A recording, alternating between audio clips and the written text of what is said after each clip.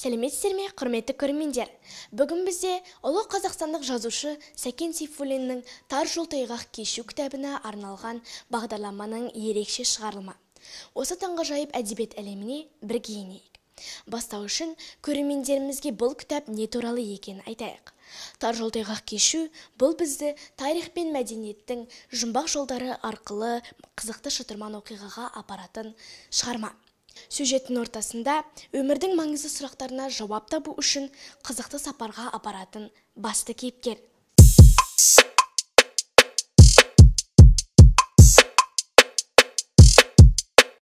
Бүгін бізде қонақта Асылбек қызы Алба, Садрислам Думан Ғаниұлы. Қош келдіңіз. Кез келген кітаптың маңызды сәттерінің бірі әрине кейіпкерлер. Осы оқиғаның басты кейіпкерлері сізге қандай әсер қалдырды?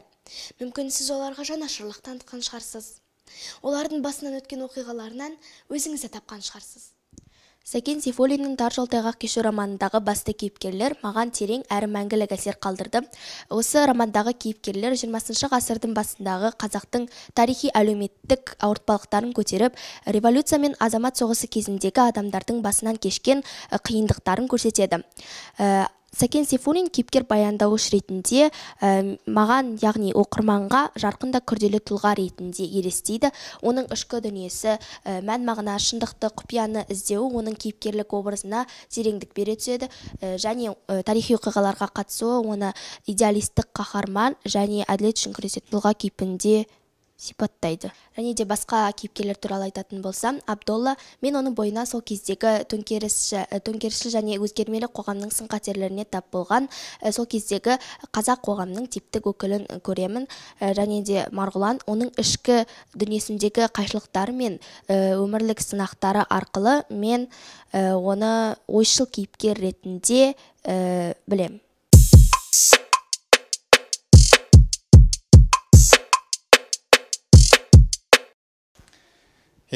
Қош көрдік, Милана.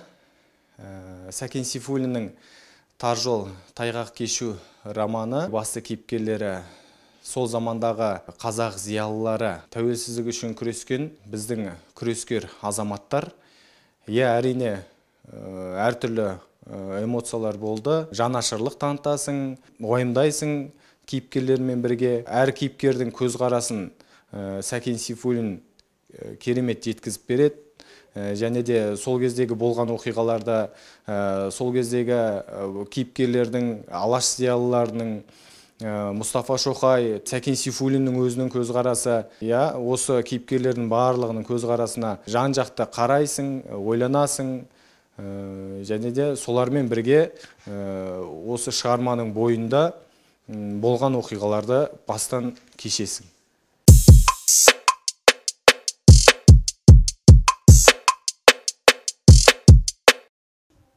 Әр әдеби шығармада белгілі бір тақырыптар мен символизм бар. Сіздің ойыңызша, «Тар жол тайғақ кешу» романындағы образдар мен идеялардың қайсысы негізгі болып табылады?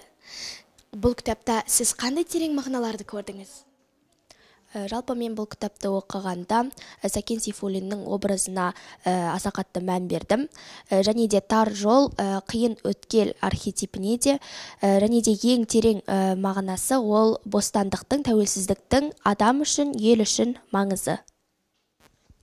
Бұл шығармадағы образдар мен идеялардың негізгісі ретінде өз ел үшін, жер үшін аянбай қызмет ететін азаматтардың еңбегі туралы айтуға болады.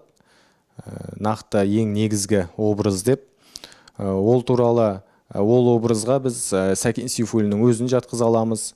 Және де сол замандағы алаш зиялылары, алаш үкіметін құрамыз деп қызмет еткен алаш зиялыларының образдарын жатқызуға болады. Барлығының ойы бұл жерде түпкі терең мағынасы бір болды. Тәуелсіздік алу, және де сол Қазақстанда өмір сүрген қазақтардың жағдайын жақсарту, әлемнің дамыған елдерінің қатарына қосу, сол замандағы осы шығарманың ішіндегі кейіпкерлерінің негізгі тақырыбы, идеясы болды деп айта аламыз.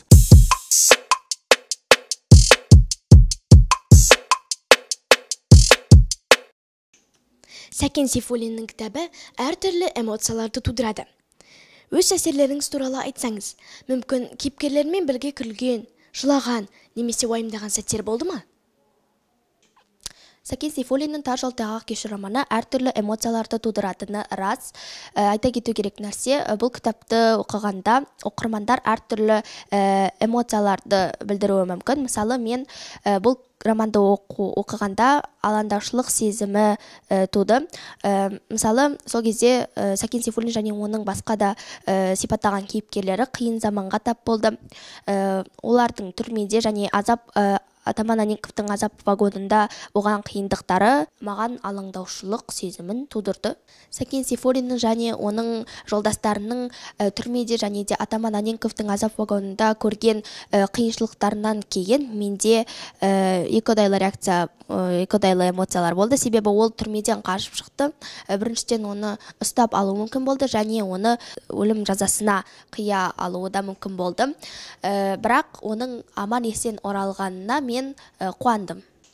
Шығармадағы оқиғалар әртүрлі эмоциялар тудырады. Бұл шығармада патша үкіметінің құлауы, сол заманда болған азаматтық соғыс елдегі, және де совет үкіметінің орнауы, елде ең алғаш құрылуы, және де осы екі арадағы қазақ жеріндегі азаматтардың саяси көзқарастарының бір-бірімен арпалысуы, көптеген оқиғалар болады. Оқып жатқан кезде сол оқиғалардың арасында жүрген сияқты боласың. Уайымдайсың, кейіпкерлер үшін қайғырасың. Мысалы, жаңағы біздің алаш азаматтарын және де жаңағы Сәкен Сейфуллиннің тіршілік газетінің бас айналасында жүрген азаматтарды ұстап алып, азап вагоны деп аталатын және де түрмеге қамауында уайымдайсың, қайғырасың ол кісілермен.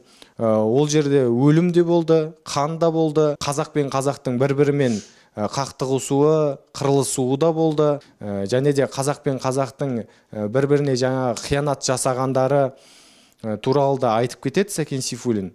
Енді оның барлығына ішің күйеді, өкінесің. Бірақ та бұл тарих екенін біліп, ал тарихтан тек біз сабақ алу керек екенін ұмытпауымыз керек.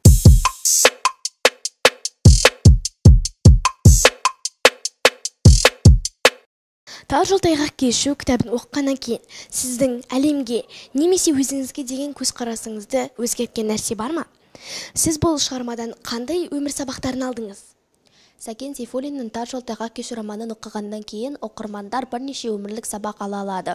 Солардың бірі бостандық үшін күрес. Романда бостандық және әділдік үшін күрес маңыздылығы баса назар аударылған, және де кейіпкерлер өздерінің идеалдары үшін күреседі, яғни өздерінің ойларын соңына дейін құптайды. Қорытындылай келе, мен Сәкен Сейфуллиннің «Тар жол тайғақ кешу» романын оқырмандарға оқуға кеңес беремін. Мен бұл шығарманы бірнеше рет оқығам. Ең бірінші рет студенттік шағымда оқығамын. Ол кезде енді шығарма кейіпкерлеріне және шығармада болған оқиғаларға жастық жалынмен ба, жастық бір жеңіл оймен ба қатты көңіл бөлмегем. Алаш зиялыларына қарсы шыққан Сәкен Сейфуллинге көзқарасым теріс болып, студенттік шағымда Сәкен Сейфуллинді жақтырмай, неге ол алаш зиялыларына қарсы болады деген сияқты ойлар болды. Ал енді соңғы жылдары, осы өткен жылы қателеспесем қайта оқып шықтым жазғы демалыста. Ол кездегі ой басқа болды. Оң мен солыңды танығаннан кейін, саяси көзқарас өзіңде де пайда болғаннан кейін, бұл шығарманың мағынасы тереңдей түседі екен. Содан мен бұл шығармадан Сәкен Сейфуллинға деген көзқарасым жақсарды. Сәкен Сейфуллинді мен табанды, өз сөзінде тұра алатын, екі сөйлемейтін азамат ретінде қайта таныдым.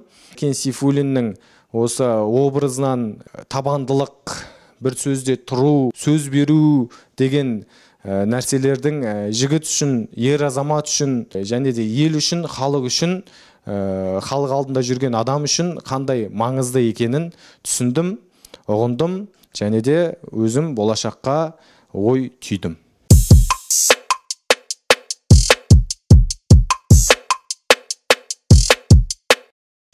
Сәкен Сейфуллиннің «Тар жол тайғақ кешу» кітабы туралы өз ойыңызды білдіргеніңіз үшін рахмет. Сәкен Сейфуллиннің «Тар жол тайғақ кешу» кітабы туралы осы қызықты әңгімеге қосылғаныңыз үшін рахмет. Біздің шолу сізді осы таңға жайып шығарманы оқуға шабыттандырады және сізге эмоциялар мен маңызды жаңалықтар береді деп үміттенеміз. Келесі кездескенше қош сау болыңыздар.